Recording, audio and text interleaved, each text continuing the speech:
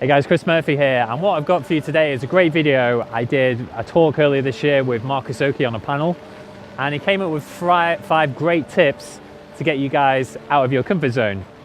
And I know the importance of this, that generally speaking, we all find ourselves trapped in a comfort zone, in a general routine of life, and we want to be a bit more spontaneous, really want to go after what it is that we want.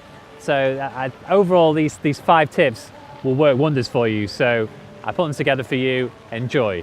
There's a lot, I think, of self-development that talks about jumping out of your comfort zone and doing crazy things, and there's certainly a place for that. That's cool to get new reference points and to, add to your story of why you're here and what you're up to. But when you really truly grow, it's not about leaping out of your comfort zone, it's about finding the edge of your comfort zone and just walking along that edge. And everyone's comfort zone is going to be different. So one person's comfort zone might be bungee jumping. A bungee jumping instructor's comfort zone might be parachuting. A parachute, well, you get the idea. So it's about finding where your edge is and trying to dance on that as much as possible. And a very simple way to do that is every day in your life, you are given the easy route for things and the hard route for things. And it happens in loads of different ways. I'm a big believer that the best way to learn things is just to play and not take things too seriously. I wish I'd considered that when I put on Homer Simpson socks today. But when you're going through life, the easy route, the hard route will appear in many ways. And it might be that you're walking down the road one day, and someone's walking towards you, and you think, I'll cross over now. The hard route is to stay on the path. That might be someone's edge. If you're a guy, when you go to the men's toilet and there's someone at a urinal and you're like, which one am I going to choose? Right? The easy one is to go as far away as possible. The difficult one is, well, again, you get the idea. But if you can push yourself just once a day to take that slightly harder route, when you're in Sainsbury's or if you're doing very well financially, Waitrose, don't go to the automated machine that you can put your shopping through, or groceries. Go to the person who you can have a conversation with. It's harder because it takes that precious thing that we all don't want to give away, which is our emotional energy. That's great, Marcus. That'll be 10 quid, please. Every time I have to. I think we've all got a framework. If you're born in the West especially, you've got like a framework of you go to school, you maybe go to college or university, you get a job, partner up with somebody, make a family, and get mortgage, find your job. Yes, and then you end up in a grave, and that's cool, and that really works, and you don't have to think too much about doing that. That is very much in your comfort zone, and that's very good for some people. The fact that you're all here right now kind of tells me that you're keen to maybe not do that necessarily, or maybe just do parts of it, which is great as well. What you'll find is if you do choose to move out your comfort zone, if you do choose to write a story for yourself that's different from everyone else, you're not going to be normal. You're going to be abnormal. But you're going to be... Going to be like Marcus. Yes. What am I? But you're going to be doing a journey that's completely different from everyone else. And it's going to single you out in some ways. I think one of the very good things to get over the feeling of is first of all, it's a sound, and the sound is this. That one. The sound of judgment, and also this face, not like my face, right, but the face of disgust, which is like, that sound and that face control many things in our lives. So whenever you hear that, take that as a good sign that you're actually pushing out the structure that you found yourself in. You're actually taking the steps that most people wouldn't be doing. So when you hear, right, that means, unless you've had a terrible accident as you're driving, so, no, but if you hear that sound, it means you're doing something right. Okay? If you see that face, the screwed up face of judgment, it means you're doing something right. You're pushing yourself out your comfort zone. And for that, you deserve a pat on the back. So seek those sounds and those reactions out as much as you can. Yeah, no, it's so true, and I think it's like a test in a way, isn't it, Marcus? It's like you've always got one bit of advice you could always give to everyone is imagine you're always being tested by your friends, and you changing is like them saying, is this what you really want? And when you look back, you're glad your friend challenged you on that, or said, do you really want to do this, or they turned against you, because it is what allows you to grow. It's once you distance yourself from the opinions of other people, and also like taking responsibility for your life. You don't blame other people. You don't blame society that you're in this trap, or you've got no money. You don't blame your parents. You don't blame your friends. And once you eventually distance yourself and you take responsibility for your own life, you kind of have that freedom. But in that journey, you find out a lot more about yourself. So, I mean, in terms of freedom, Marcus, from your perspective on that, and I guess some practical tips that people can more from the social side. I think when people sort of test you in a way, and they say like, oh yeah, he's changed, he's doing all this new stuff, and they're trying to wind you up.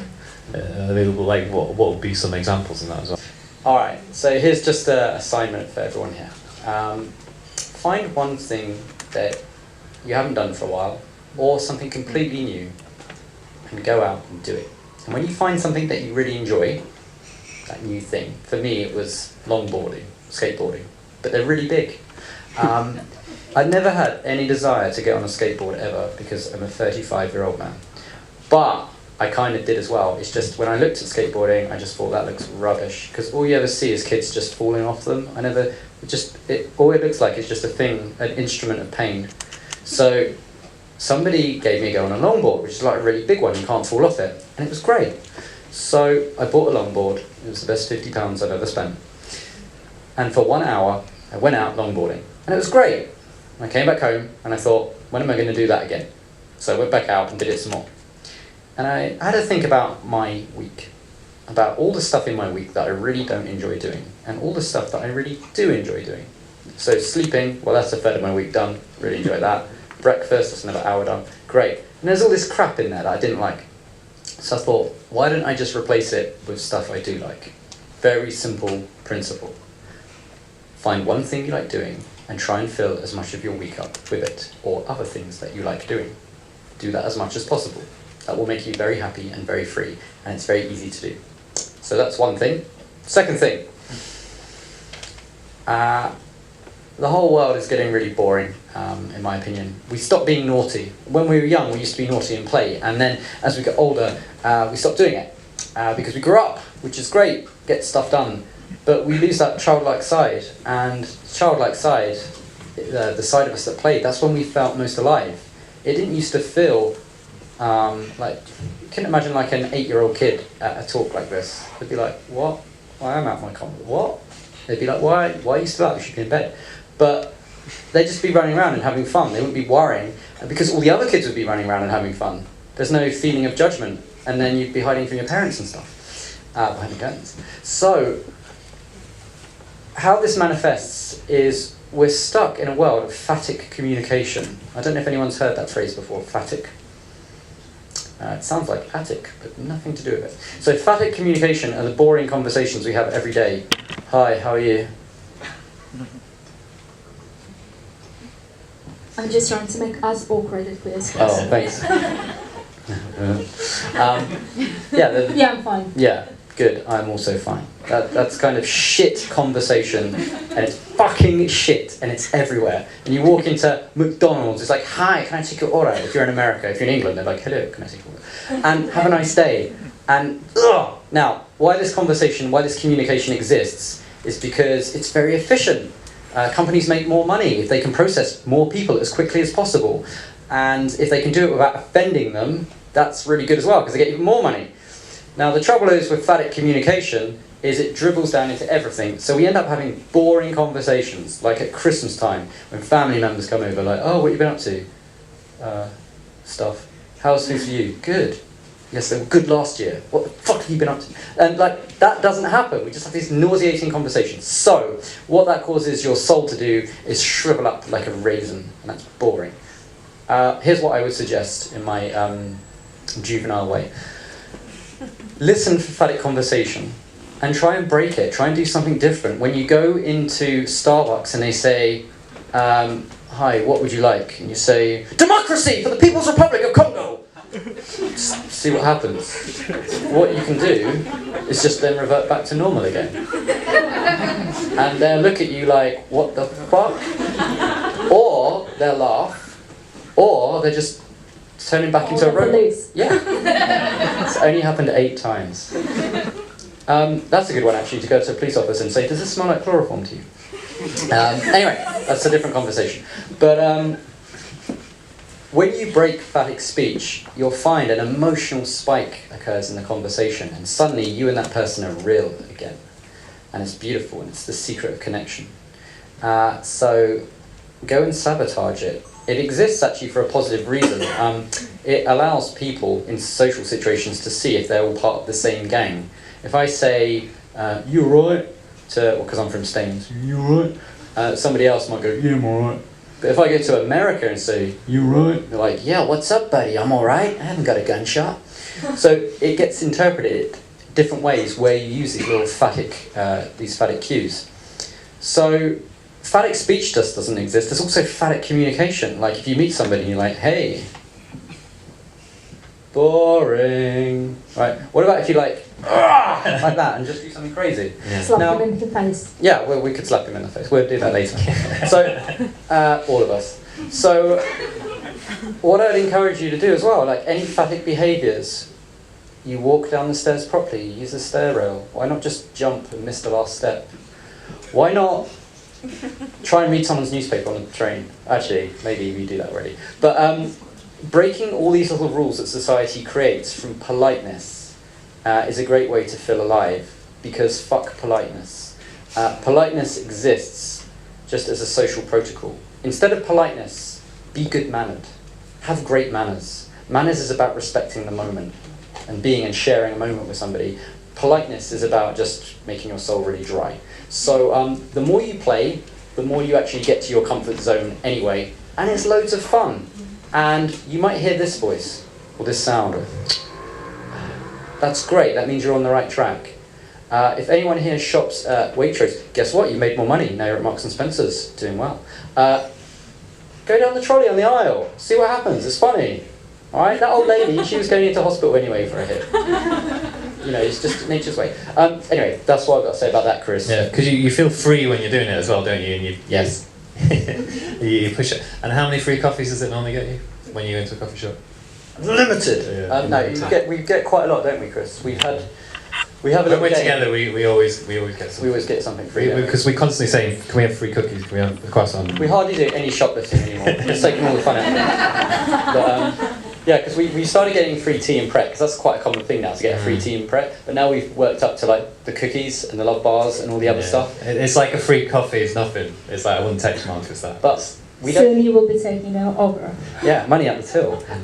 But you don't ask for it; they give it to you because they want to. Yeah, and I remember someone told me that it's just. I always say to someone, "How are you doing today?" and it puts a smile on their face. And the reason we don't do it, we always think it's something to say, but we're worried about what they would think, but also people around us. But in a safe environment like Pret, but they're more friendly, and so you're more likely to make conversation. I mean, you can, because how are you doing today to a stranger is unusual, spontaneous, but if you're saying it to somebody you know, that's like phatic. So repeat the question. They give you an answer, like, how are you doing? And they say, if they're interested, how are you doing? Yeah, I'm fine. Right, and you say, no, really? How are you doing? Tell me more. None of your business. Reminds me of the time we met. No, it's been alright, great. Just working on my new book. Great. Plug. So yeah, don't be afraid to dig a bit deeper. Like, just don't take people's first answer for like gospel. Like if they give you an answer and you don't like it, just go, that's a shit answer. Give me a better answer. Like, be real with them. When we are in our comfort zone, we're asleep. And it's good to be in the comfort zone. It's a good recharging place. When I'm on a train, I love being on a train because it's so relaxing and I like to read a book. I want to be in my comfort zone there. But sometimes somebody starts talking to me, I'll just chat to them. There's other times where I don't want to be in my comfort zone, when I just want to be silly, and I'll do that. So it's just about having a bit of a balance. That's very key. And the point was mentioned before, go, okay, I'm going to do this, and they're like, really? And they sort of laugh. What's a good response to that in terms of not necessarily? What if the friend comes up and says? It's based on something you want to do, whether it's your friends, your family. There's ways you can do it where you can sort of laugh it off, right? And you can't. I'm talking about practical tips if people were just to start implementing that. Yeah, I mean, the coolest thing to do is just do it by yourself. if you've got your friends over and they're supporting you, that's great. If you make a little pact and say, right, let's all just do one crazy thing today. Here's my one.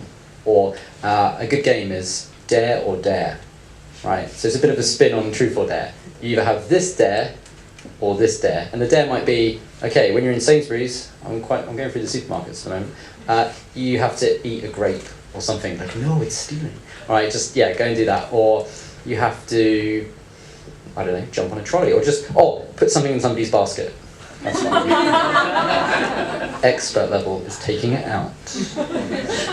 Yeah. Saying that you didn't need it anyway. They haven't bought it yet. So, yeah, you could get them in on it. If they're there like, oh, what are you doing? Just tell them to fuck off. Seriously. That's very controversial, but good. People like that are just going to bring you down. Get them out of your life. 6 people you need in your life who are going to be responsible for all the great things you're going to encounter.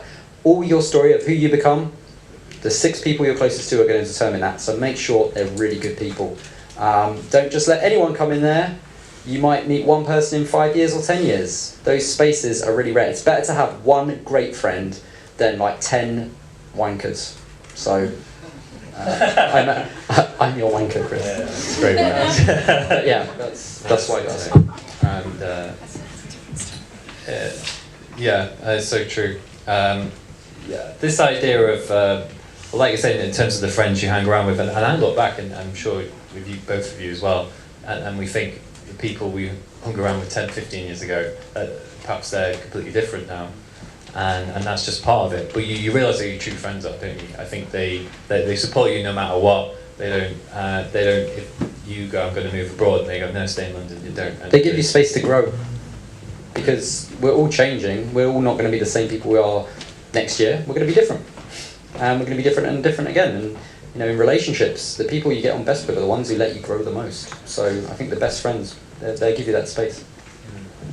What's a good comment to say to those people who shut you down and like, why are you reading those crazy books about driving a Lamborghini and so on? What's a good way of responding to them? So I don't end up like you. Well, I've tried that one, yeah. I always say personal development's not for everyone. So what's your goal by saying that? What I mean is your goal to kind of to put them in their place, or is your goal to give them a little bit of a slap? Is your goal to educate them? You know, what's your intention? Yeah, exactly that. I guess just bring people round my way of thinking. Personally, what I would do is I just say, you might be right. I wouldn't say you are right, but you might be. And I don't want to be like, ugh, but I like to think everyone's my teacher. He or she might be right, or they might be a twat. They might be a twat, right? But they also might be right. So what I do is I listen to it and I go and I acknowledge it. I say, yeah, you might be right. But I won't say, oh, okay, and I won't yield to that, but also I won't put them in their spot, put them in their place, because they might be right. If things are causing me resistance in my life, and what I define as resistance is it's like, that doesn't feel nice, then I want to just kind of glide that away as easy as possible. If that person, by saying that, is stepping into my own personal values and boundaries, then it ends with off. But that usually isn't the case. Usually, it's a case of just, they're like a little kid, like just, yeah, you might be right. Okay, good for you. You know, good for you. That's my answer. I'm not sure if that's the one you wanted, but That's great, thanks. Thanks so much. Really good point. anyway, so this mentalist told me this really good technique. If you're having a conversation in your head, you can't really have a good conversation that's authentic with the person in front of you because you're having 2 conversations. A better thing to do is to set your intention. Now, you might set your intention before you meet that person, that senior manager. It might be on the way to work. It might be in your lunch break. You might even do this technique several times a day. And the technique is think one positive thing about you that's awesome. Like, I'm Mark and I'm bloody brilliant. Right? The second thing is I want you to think one positive thing about them. Let's give him a name. That's Mr. Gandalf. I don't know. He's great. He's got a crazy beard. And then the third thing is I want you to say, with a strong intention in your mind, how you want the situation to be. So it would be, for example, and this conversation is going to be brilliant. So I'm Mark and I'm brilliant. That's Mr. Gandalf, he's got a fantastic beard. And the conversation we're going to have right now is going to be amazing. Hope you enjoyed all of those tips, guys. As to mention that we do have a meetup group where you can come and see great speakers along at these events, which will be held in central London in Piccadilly, the Century Club. And for those of you who are a fan of Marcus's material as well, what we're doing together is we're going to run a conversation skills workshop where you guys can really improve your conversation skills, have more charisma, and we'll leave that in a link for you below. Hope you enjoyed this, guys, and subscribe. We'll bring you some more awesome material coming soon. Peace out, and I will see you very soon.